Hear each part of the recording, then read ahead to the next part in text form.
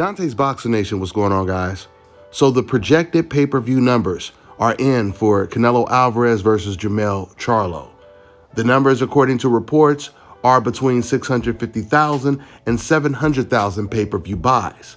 Now, these are good numbers, especially in the biggest year of boxing where we've had the biggest fights all in one year. But the main thing these numbers indicate is Gervonta Tank Davis is truly the face of boxing today, because Gervonta Tank Davis versus Ryan Garcia did 1.2 million pay-per-view buys. Now, and I know this news is really going to hurt some of the Mexican fans' feelings that support Canelo Alvarez. And one of the first things they're going to say in my comment section is, oh, well, those numbers that Gervonta did was only because of Ryan Garcia.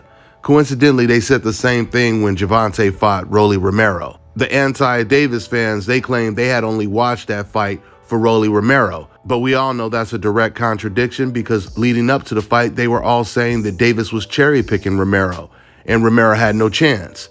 Now, once the pay-per-view numbers come out, they say they only watched the fight because of Romero.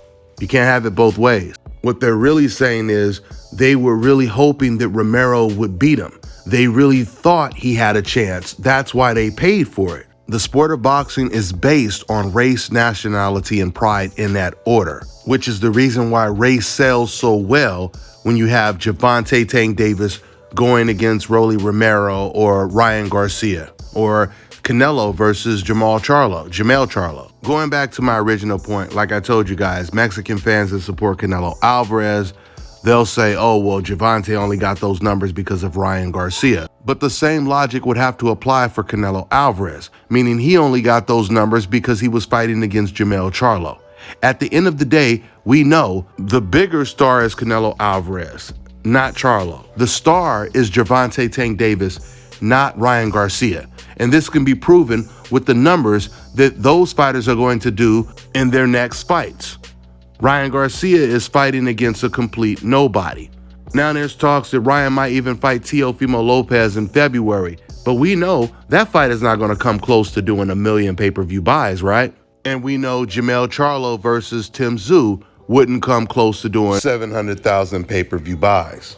In fact, it probably won't even be on pay-per-view. So while Canelo Alvarez is still a major attraction in the sport, Gervonta Tank Davis, he is the one that is doing bigger pay-per-view buys. He is the biggest draw in the sport of boxing today. And I truly believe Gervonta's fights will just continue to get bigger and bigger. Gervonta has already said that he wants to fight Devin Haney and Shakur Stevenson before he retires. And those are some of the biggest pay-per-view fights in the sport of boxing. Now, for Canelo, the biggest fight that he could possibly make would probably be against David Benavidez, which would do really good numbers as well. But we'll see if Canelo Alvarez is willing to take that fight, despite the fact that David Benavidez is now his mandatory. And if David beats Andrade, Canelo will have no choice but to fight David or vacate yet another belt. Canelo has already set a record for vacating the titles. I believe this would be the 4th or 5th title he would vacate if he did vacate the WBC to avoid his mandatory David Benavidez.